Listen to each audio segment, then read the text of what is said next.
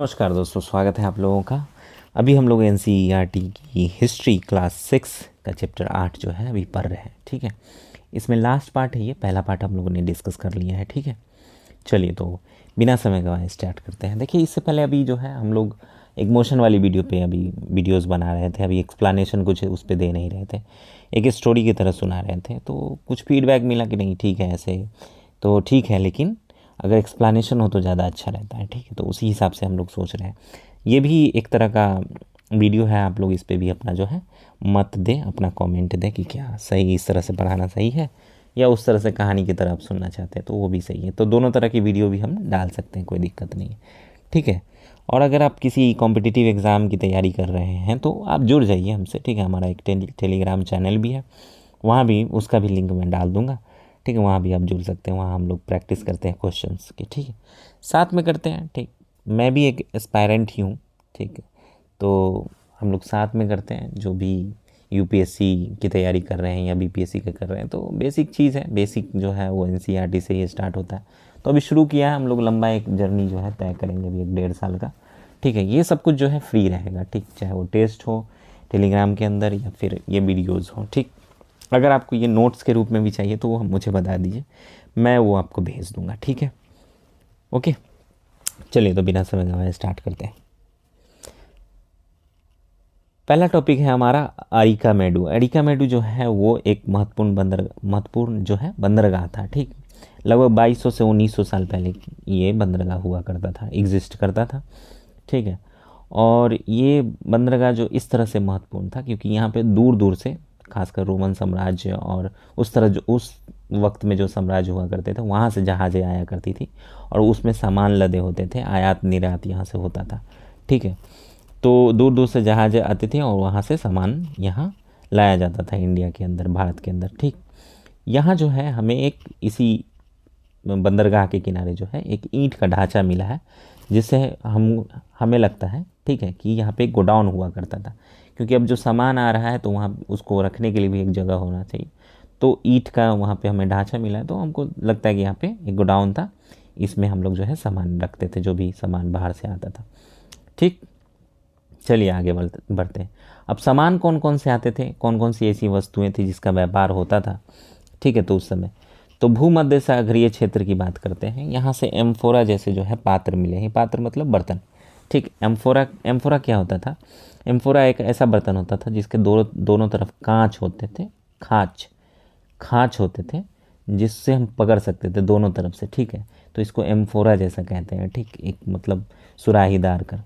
ठीक, इसमें बेसिकली क्या होता था, इसमें शराब या तेल होता था या कोई लिक्विड होता था, तरल पदार्थ रखे जाते थे। ठीक, एराटाइन जैसे मोहर इस पे लगे होते थे, एराटाइन लिखा होता था। इस तरह का मोहर आप देख रहे हैं बर्तन के ऊपर। मैंने इसको मतलब आपके समझने के लिए जो है ये फिगर यहाँ पे लगाया है। ठीक है, और ये इटली का होता था। ये बर्तन जो है ये इटली से लाए जाते थे या यहाँ भी बनाए जाते थे। इसलिए ये इटली इसलिए है क्योंकि एराटाइन जो है एक शहर था इटली का। ठीक है, जो फेमस था काफ़ी, तो उसी शहर के नाम पे इस पे मुहर लगाए जाते थे। ठीक है, यहाँ से जो भूमध्य सागरीय क्षेत्र था वहाँ से हमें रोमन लैंप भी मतलब आयात होता था, निर्यात होता था, उसका भी बिजनेस होता था। ठीक, शीशे के बर्तन, रत्न भी मिलते थे। ठीक है, शीशे के बर्तन हो गए, इस तरह के ये लैंप हो गया। ठीक है, शीशे के बर्तन हो गए, और हमें एक इस तरह का जो है बाउल भी मिलता था, जिसमें क्या होता था, इसको कुंड कहते हैं। इसमें कपड़ों की रंगाई होती थी, छोटे से कुंड मतलब टब जैसा, जिसमें अभी हम लोग जो है कपड़े उपड़े धोते हैं या फिर उसमें जो है हम कपड़े डुबा के छोड़ देते हैं कि ताकि आगे धोया जा सके उसको। ठीक है, तो इसी तरह का एक कुंड होता था, छोटा सा कुंड मतलब नाद। ठीक है, मतलब बाउल समझिए, थोड़ा बड़ा टाइप का गमला जो होता है। बाकी हम लोग बात कर रहे हैं कि शीशे के बर्तन और रत्न होते थे। तो रत्न आप शीशे के बर्तन और इस तरह के बर्तन होते थे, और ये रत्न भी आप देख सकते हैं। ठीक, और इसमें बहुमूल्य पत्थर के जो बनाए जाते थे एक मन के, वो भी यहाँ पे हम लोग निर्यात आयात करते थे, बिजनेस करते थे उस समय। ठीक है, चलिए आगे बढ़ते हैं। सूत काटने और बुनने के नियम। देखिए एनसीईआरटी के अंदर ना ये एक दिया हुआ है, थोड़ा सा अर्थशास्त्र का ये पार्ट है। ठीक, तो नियम है बेसिकली। तो नियम क्या थे वो हम लोग जान लेते हैं, ठीक है। नियम ये था कि जो सूत काटने वाले हमारे पास कर्मचारी होंगे उनमें जो है और बेसिकली औरतें होंगी, वो विधवाएं होंगी, ठीक है, या फिर डिसेबल्ड कोई महिला है तो वो होगी, या भीख यानी भिक्षा मांग के जो खाती हैं, अपना जो गुजारा करती हैं वो महिलाएं होंगी, या जो अभी बूढ़ी हो चुकी हैं ऐसी वेश्याएं, ठीक है, जो उस समय वेश्या का काम करती थी, बूढ़ी हो गई हैं, अब वो इस तरह के काम करके अपना गुजारा कर सकती थी। या राजा के यहाँ कोई अब दासी होती थी, अब उनको वहाँ से सेवा मुक्त कर दिया गया है तो उनको भी इन काम में लगाया जाता था। सेविकाएं होती थी, दासियाँ होती थी, या देवदासियाँ होती थी, ठीक है, मंदिरों में बेसिकली ये होती थी देवदासियाँ। तो इन जो औरतें होती थी इस तरह की, वो इन की कर्मचारी थी, सूत काटने का काम उनको दिया जाता था, ठीक है। चलिए कोई नहीं, आगे बढ़ते हैं। अब इनको वेतन कैसे मिलता था, इनका पारिश्रमिक कैसे मिलता था इनको, ठीक है।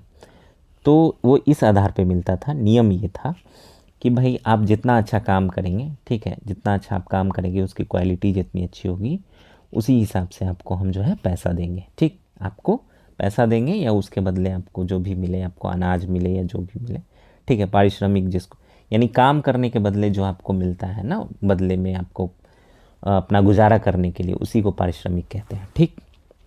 और नियम क्या था, और नियम ये था कि जो महिलाएं बाहर नहीं निकल सकती थी या निकलना जिनको मना था, वो अपने दासियों को भेज के कच्चा माल मंगाती थी और फिर माल जब तैयार हो जाता तो फिर वापस वो भेज देती थी।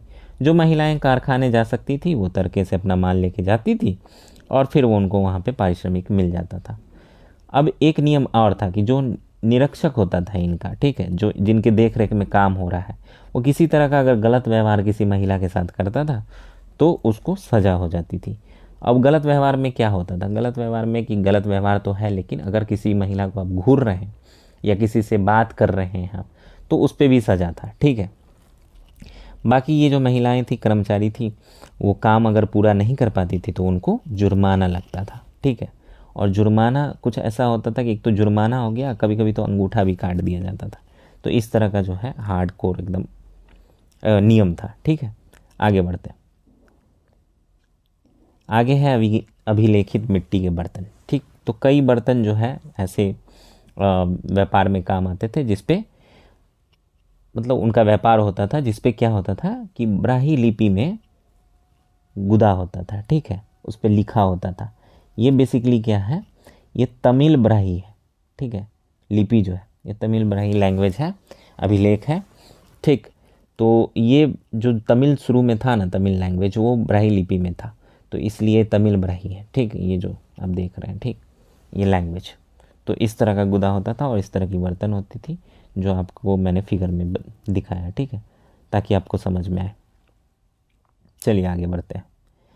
अब एक यूनानी नाविक है, जो नाविक मतलब कि जो नाव खेपता है, ठीक है, जो नाव खेप के अपना गुजारा करता है, एक इस किनारे से उस किनारे जाता है तो उसको नाविक कहते हैं। या व्यापार करने के लिए जो व्यापारियों को लेके जाता है दूर तक, ठीक है, तो उसको नाविक कहते हैं। तो उनका विवरण है बेरीगाजा। बेरीगाजा जो है यूनानी शब्द है भरूच का, ठीक है, भरूच एक जगह थी, ठीक, उसका ये यूनानी शब्द है। ये क्या था कि यहाँ पे संकरी खाड़ी थी, यानी नैरो था, ठीक ना, संकरी मतलब छोटा, एकदम नैरो, दोनों एकदम फैला हुआ नहीं, और घुमावदार था, ठीक है। तो यहाँ पे चलना मुश्किल होता था, नाव चलाना मुश्किल होता था। तो यहाँ पे जो राजा द्वारा नियुक्त होते थे, ठीक, स्थानीय मछुआरे, उन्हीं को ये मतलब दायित्व दिया जाता था कि आप जहाज़ ले जा सकते हैं यहाँ पे, और आप ही यहाँ पे, क्योंकि वो कुशल होते थे, उन नाविक जो होते थे वो कुशल होते थे, वो इन सब चीज़ों में माहिर होते थे, तो वो इस तरह की चीज़ें एक्टिविटी कर सकते थे। तो उनको राजा द्वारा जो है नियुक्त किया जाता था और वही यहाँ पे जहाज़ ला सकते थे, ठीक है। चलिए व्यापार की बात करते हैं। तो व्यापार किन चीज़ों का होता था, देखिए, कुछ तो आयात होता था और कुछ निर्यात भी हम करते थे भारत से। तो आयात क्या क्या चीज़ करते थे, आयात में हो गया आपका शराब, तांबा, टीन, सीसा, मूंगा, पुखराज, कपड़े, सोने, चांदी और उसके सिक्के, ठीक है। ये जो है हम आयात करते थे अलग अलग जगहों से, ठीक, खासकर जो है भूमध्य सागर का जो क्षेत्र मैंने बताया वहाँ से, ठीक है, या रोमन साम्राज्य से, जो उस समय साम्राज्य हुआ करते थे उससे, ठीक। निर्यात क्या करते थे हम यहाँ से, तो निर्यात हम करते थे जो हिमालय से प्राप्त जड़ी बूटियाँ होती थी, हाथी दाँत होता था, ठीक है, गोमेद होता था, कार्निलियन होता था या सूती कपड़ा होता था, रेशम भी हमारे पास होता था, रेशम के कपड़े होते थे, रेशम होता था, या इत्र भी होता था हमारे पास, तो उसको भी हम यहाँ से निर्यात करते थे भारत से, ये निर्यात होता था। अब राजा जो होते थे, राजा के लिए विशेष उपहार दिया जाता था, ठीक है। तो आप जो है जिन चीज़ों का निर्यात होता था और आयात होता था, यहाँ आप फिगर में देख सकते हैं।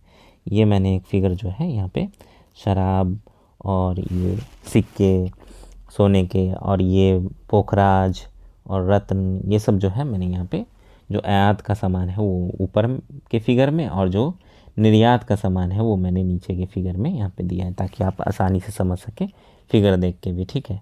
इतर उतर के सिल्क का डिब्बा है, चांदी के बर्तन है। और जो राजा को निर्यात होता, मतलब राजा को दिया जाता था उपहार के रूप में, वो चांदी के बर्तन होते थे, ठीक है। और एक सिंगर होता था, गायक होता था, वो भी जाता था, वो कभी कभी ऐसे लोगों को भी भेजा जाता था उपहार में। और कभी कभी तो छोटे बच्चे जो होते थे, बालक होते थे, उनको भी उपहार में दिया जाता था। उसके अलावा सुंदर औरतों को भी उपहार के रूप में राजा को दिया जाता था, जो भी राजा होते थे। अब इस तरफ भी राजा है, अब साम्राज्य है, तो इधर भी राजा उधर भी राजा, तो दोनों तरफ से ये चीज़ें चलती थी। अच्छी शराब भी बेचते थे और उत्कृष्ट महीन कपड़ा बेचते थे उनको, ठीक है, बढ़िया एकदम अच्छा कपड़ा, रेशम का कपड़ा, इस तरह की चीज़ें जो है हम गिफ्ट में देते थे, ठीक। व्यापार और व्यापारी, अब व्यापार तो इन चीज़ों का होता था, व्यापार किस तरह होता था, व्यापारी किस तरह व्यापार करते थे वो भी देखते हैं, ठीक है। तो जो उत्तर से मिले हमें काले पॉलिश वाले बर्तन जो है, जो बहुत पुराने स्थलों से मिले हैं, ठीक है, पीछे भी हम लोगों ने बात किया था, वो पूरे उपमहाद्वीप में कैसे फैले, आपको क्या लगता है? देखिए ऐसे फैले कि जो व्यापारी होते थे वो एक जगह से दूसरे जगह जाया करते थे, तो इन चीज़ों का भी वो व्यापार करते थे। काले मिट्टी के बर्तन जो पॉलिश किए होते थे, उसको जो है वो एक जगह से दूसरे जगह बेचा करते थे। तो पूरे उपमहाद्वीप में ये फैला हुआ था, मिट्टी के बर्तन पूरे उपमहाद्वीप से मिले हमें, ठीक है। दक्षिण भारत का ये था कि दक्षिण भारत से हमें सोना मिला, ठीक है, सोने का व्यापार होता था। मसाले, काली मिर्च, ठीक, काली मिर्च प्रोमिनेंट था, क्योंकि ये होता था ना कि रोमन साम्राज्य में काले मिर्च को काला सोना कहा जाता है, इतना डिमांड था कि उसको काला सोना कहा जाता था, ठीक है। कीमती पत्थरों का भी हम व्यापार करते थे, ठीक। अब जो है व्यापारी समुद्री जहाज़ों और सड़कों से, यानी एक तो समुद्र से भी हो रहा था हमारा व्यापार, ठीक है, जो हमारा पश्चिमी तट था या पूर्वी तट था, इधर जो बंगाल की खाड़ी है या फिर अरब सागर है, ठीक है, तो यहाँ से हमारा व्यापार होता था, खासकर अफ्रीका या फिर सिंधु नदी के मुहाने तक जाता था या अरब तक जाता था, ठीक है। फिर वहाँ से रोमन साम्राज्य और दूसरे दूसरे साम्राज्य में जाता था, अफ्रीका महाद्वीप के अंदर भी फैलता था ये, ठीक। बाकी हमें दक्षिण भारत में जो है रोमन साम्राज्य के सिक्के मिले हैं सोने के, तो हम ये समझ सकते हैं कि उस समय रोमन साम्राज्य से हमारा अच्छा खासा व्यापार चलता था, ठीक है। और सड़कों से जो हमारा व्यापार होता था उसको हम लोग ट्रेड रूट कहते थे, सिल्क रूट कहते थे, ठीक है, उसके बारे में भी बात करेंगे आगे, ठीक। इसी जो है उपलक्ष्य में एक कविता जो है बहुत सारी गढ़ी गई, और कविता में जो है जिक्र किया गया पुहार पतन का, ठीक है। पुहार पतन कावेरी पट्टनम अब हो गया बाद में, ठीक, उसका वर्णन मिलता है। यहाँ जो है जो आयात होके आते थे या निर्यात होते थे, तो सामान में एक तेज़ तरार घोड़े होते थे, ठीक है, जो तेज़ दौड़ने वाले घोड़े होते थे, अरबी घोड़े खासकर। काली मिर्च, अभी हमारे दक्षिण भारत का काला मिर्च यहाँ से निर्यात होता था, आयात होता था घोड़ा। कुछ रतन भी मिले हैं, सोने भी मिले हैं, चंदन भी मिले हैं, मोती मिले हैं हमें, ठीक है, मतलब मोती आयात निर्यात दोनों होते थे। मूंगे, ठीक, मूंगा जो होता है ना, वो अंगूठी में आपने पहने हुए देखा होगा, एक पत्थर होता है, ठीक है, वो अंगूठी में लोग पहनते हैं या माला पहनते हैं, ठीक। हमें जो है फसलें जो है श्रीलंका और खादान, मतलब फसलें और खादान जो है वो श्रीलंका से हम लोग ले अपने यहाँ आयात करते थे, ठीक है। और मिट्टी के बर्तन जो है वो म्यांमार से निर्यात आयात होते थे, खासकर वहाँ स्पेशल मतलब फेमस था, ठीक, म्यांमार का। चलिए आगे बढ़ते हैं। समुद्री रास्ते, अब समुद्री रास्ते तो बहुत सारे ढूंढ लिए थे व्यापारियों ने, कई समुद्री रास्ते खोजे, लेकिन जिनमें जो है मानसूनी हवाओं का उपयोग होता था।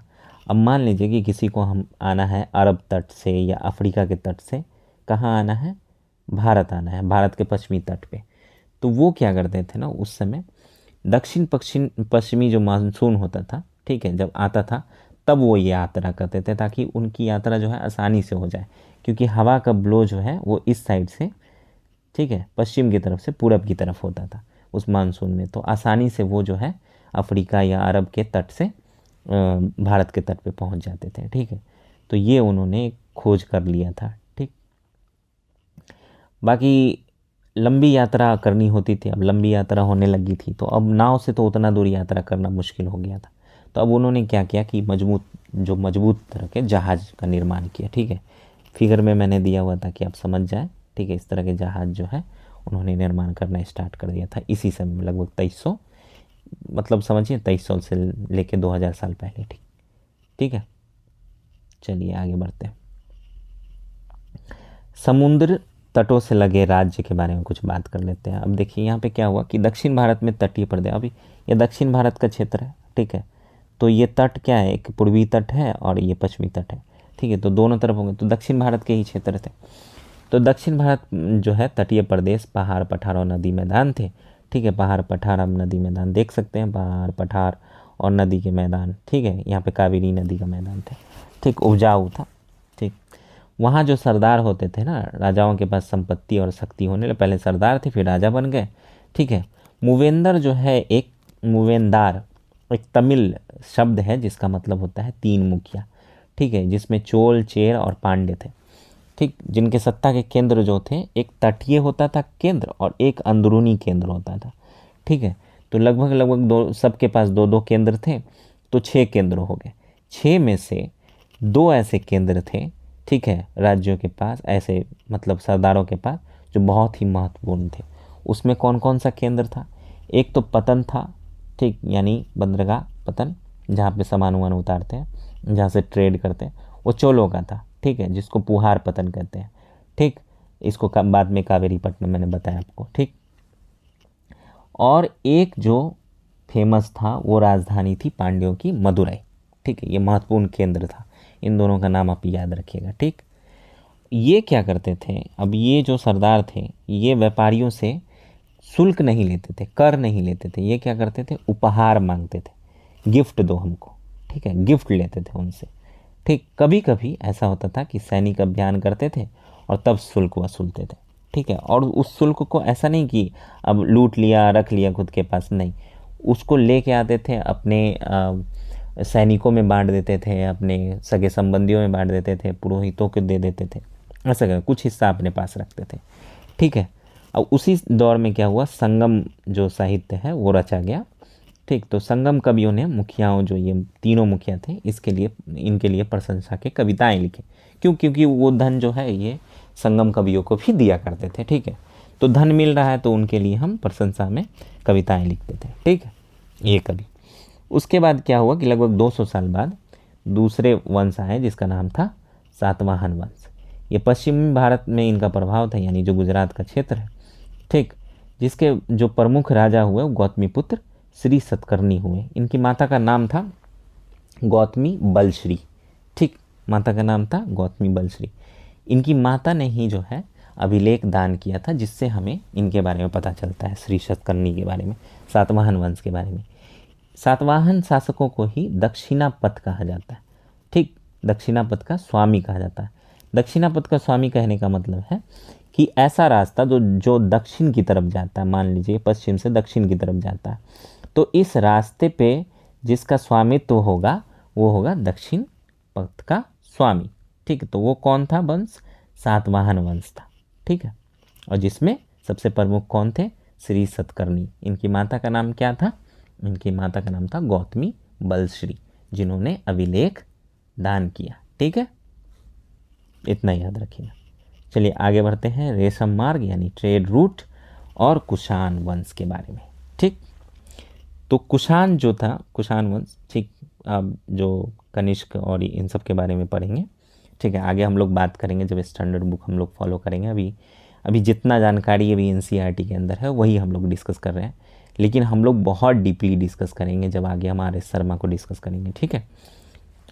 ठीक, चलो फिलहाल इसकी बात करते हैं रेशम मार्ग और कुषाण की। ठीक, तो कुषाण जो क्षेत्र था, उनका जो शासन था, उनका जो साम्राज्य था, वो पेशावर से लेके, पेशावर जो पाकिस्तान का एरिया था, और अपना जम्मू कश्मीर, ठीक, जम्मू कश्मीर का एरिया, थोड़ा और नीचे से दिखाता हूँ मैं आपको, ठीक है, थोड़ा आपको समझ में आएगा। ये पेशावर का एरिया समझ लीजिए, ठीक है, और ये इंडस जो नदी थी उस पर भी इनका कंट्रोल था, और ये जितने भी आपको लाइन दिख रहे हैं ये सब सिल्क रूट था। ठीक है, सिल्क रूट। तो इन सब पे आप देख रहे हैं कि बीच में ही इनका साम्राज्य है, और यहाँ मथुरा तक, मथुरा से लेके 2 केंद्र थे। ठीक है, मथुरा से लेके पेशावर, ये दोनों जो है इनके बहुत ही मतलब प्रोमिनेंट केंद्र थे, शक्तिशाली केंद्र थे। ठीक है, यहाँ तक उनका था। तो पूरे सिल्क रूट पे अगर किसी का चलता था तो वो चलता था कुषाण वंश का। ठीक है, इन्होंने जो है एशिया के पश्चिमी उत्तर और मध्य एशिया जो है उन सब पे, भारत पर भी शासन किया था, मथुरा तक। ठीक है, अब पूरे रेशम मार्ग पे इनका कंट्रोल था। इनका रेशम मार्ग की एक शाखा जो है, ये शाखा आप देख रहे हैं, ये कहाँ तक जाती थी, ये सिंधु नदी के मुहाने तक जाती थी। फिर यहाँ से ट्रेड होता था, यहाँ से ट्रेड होता था जहाज के द्वारा। ठीक है, और ये पूरे के पूरे जो भी साम्राज्य होते थे, खासकर रोम साम्राज्य, रोम में पहुँचता था, जहाँ से रेशम जो है, खासकर रेशम के वस्त्र, रेशम, वो पहुँचते थे रोम में। ठीक, तो कुषाण वंश का पूरा यहाँ पे कंट्रोल था। ठीक है, सिल्क ट्रेड रूट पे, सिल्क रूट जिसको कहते हैं। ठीक है, बाकी एडिशनल इन्फॉर्मेशन मैंने जोड़ा है। ठीक है, जो पिछले वीडियो में थोड़ा बहुत जो छूट गया था उसको मैंने जोड़ दिया है। ठीक है, उसको मैं बता देता हूँ। तमिल क्षेत्र में बड़े भूस्वामी को जो है वेल्ला कहते थे, और साधारण हलवाओं को उन्नार कहते हैं। भूमिहीन जो मजदूर होते थे उसको कैडिसियार या अधिमाई कहते थे। ये सब नाम जो है आप याद कर लीजिएगा, एक बार देख लीजिए। ठीक है, अगर ऐसा हो तो आप स्क्रीनशॉट ले लीजिए ताकि आपको याद रहे। बाकी उत्तर भारत में ग्राम भोजक तो होते थे, ये तो बता ही दिया था मैंने पिछली वीडियो में। इसके अलावा जो स्वतंत्र कृषक होते थे वो गृहपति के नाम से जाने जाते थे। दास कर्मकार जो होते थे वो दूसरों की ज़मीन पे काम करने वाले लोगों को दास कर्मकार कहते थे। ठीक है, इतना ही है इस डिस्कशन के अंदर। लास्ट पार्ट था वो हो गया है पूरा। ठीक है, तो इस तरह हमारा NCERT क्लास 6 जो है चैप्टर 8 ख़त्म होता है। चैप्टर 9 हम लोग स्टार्ट करेंगे नेक्स्ट टाइम। ठीक है, तो अगर आपको ये एक्सप्लेनेशन अच्छा लगा है, ठीक लगा है, तो अपना फीडबैक दीजिए, और बाकी अपने दोस्तों से भी शेयर कीजिए, लाइक कीजिए। ठीक, सब्सक्राइब ज़रूर कर लीजिए। ठीक है, थैंक यू सो मच, धन्यवाद।